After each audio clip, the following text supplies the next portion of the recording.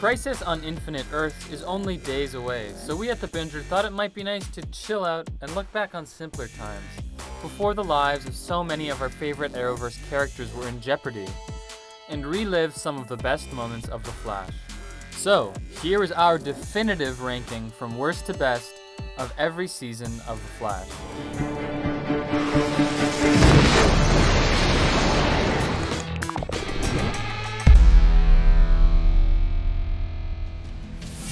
Unfortunately, we're ranking here, so something has to come in last place. You may have just found his daughter. And it's fitting that number 5 on our list is also season 5. Nice outfit. Why? Our main problem is with Cicada. Although it's always been fun to see the Flash take lesser-known bad guys and place them as the marquee villain of the season, with Cicada it doesn't feel like the writers were bringing a hidden gem out of obscurity. It felt more like they dragged an okay character, kicking and screaming, onto a stage that was just too big for him. Guys, I know we're 3 against 1, but something tells me this guy's got the advantage. It's like if you went and plucked an acoustic guitar strumming singer-songwriter from the stage of your local cafe and placed him onto the set of the Yeezus tour.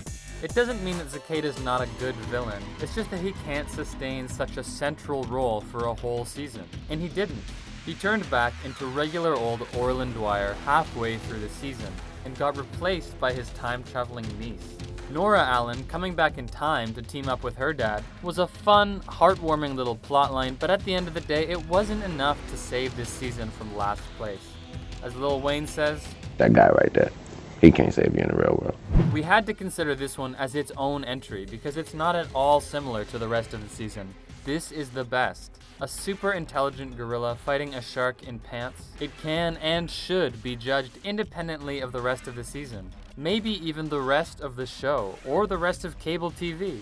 Just listen to this gem of a line. He can't read my mind. At least not when I'm a shark.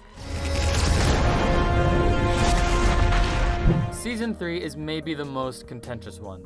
It's got some ambitious ideas and some attempts at reworking classical plots and dynamics, but at the end of the day, it doesn't quite mesh. Let's start once again with the big villain of the season. This time, they've opened up their How to Write a Hero Story textbook and placed the final villain page onto the photocopier.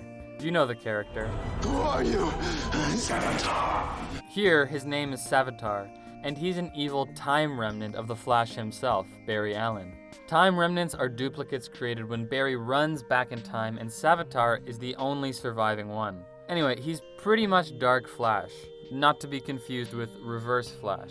This is pretty much a timeless setup, and it was fun to watch. Our issue with Savitar is that his backstory is a dog's breakfast. You all shunned me because I wasn't the true Barry Allen. I was an aberration. The part of Season 3 that has fans the most divided is the musical episode, otherwise known as the reunion of the Dalton Academy Warblers. Both Grant Gustin, Barry Allen, aka The Flash, and Melissa Benoist, Kara Zor-El, aka Supergirl, are Glee alum. The episode starts with Barry as a kid watching Singing in the Rain with his mom. He returns to this childhood love after having his engagement broken off. But then a comatose Supergirl and her friends drop in from another universe/show and beg Barry to find the guy who put her under. Why are they in musical coma land? This world is simply the inside of their own minds. And it just so happens that The Flash and Supergirl's noggins are 100% musical theater oriented. This is a far cry from a giant battle between a shark man and a smart gorilla, and fans fell pretty much evenly on both sides of the musical fence. We're not saying that it's bad or good, but if you're gonna make a superhero show into a musical, you might as well go all out and make a whole musical season, or even an alternate musical universe. I'm your super friend. Your super friend. What lands this season in the middle spot on a list is its honesty. We all know that The Flash is a campy show, but most of the time the show isn't honest with itself in this respect. Thankfully, Season 4 doesn't take itself too seriously. Take as an example the elongated man, the bitter private eye who can stretch his body like rubber. He's like Mr. Fantastic without the hoity-toity morals. He's also a lot more like another DC hero, Plastic Man, especially when you consider his honor of being #1 customer at a strip club. I'm silly putty? No. No. Kinda. In our humble opinion, number 2 is number 2.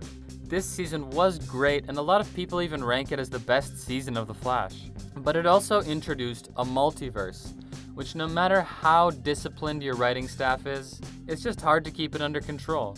Stories work well within certain limitations, where you have to take the harder path of actually figuring out how to tie everything together rather than just opening up a portal to Universe 2 or 3 or 23. When The Flash first came on the air, everything felt new. The plot was simpler, driven by relationships that weren't nearly as convoluted as they've become. And we got to watch the team assemble into the germ of what they are today. The casting also felt very novel back then.